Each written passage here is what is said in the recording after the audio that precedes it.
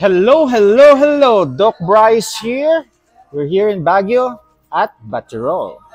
Si Kuya, nire-ready na? Kuya, ano to? Bali, gumagawa ako bali, ito po yung ground sugar yogurt. Okay, sa mga low carbers dyan, sa mga low carbers, pwedeng tanggalin. I-request nyo lang. I-request nyo the creamer, wala. Yung sugar, wala.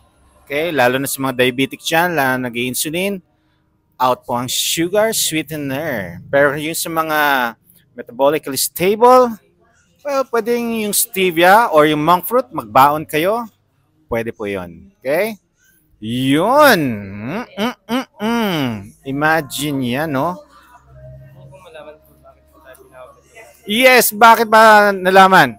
Dahil po sa mga ginagamit natin, sir, ito po yung batidor o batirol po. Ito naman yung mulinilyo po na gamit natin. Kaya po tayo tinawag na tsokolate di batirol.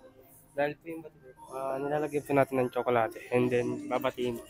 Yun, binabati nila. Kailangan na merong parang anong tawag dyan? Mulinilyo. Mulinil, Mulinilyo po. mulinilyo. And No? then yung And batidor or batirol. batirol ang tawag doon. Tapos, ang tinan niyo yung ginagawa ni Kuya, hello, hello.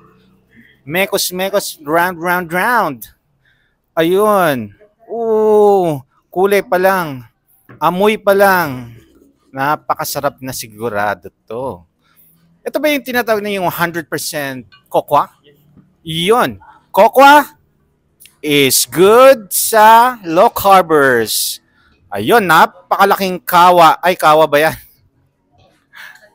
Kalderong napakatangkad. Ang kawa kasi made of clay. Bali, ito po yung ginagamit. Ito yung ginagamit. Yun, ito yung kakao.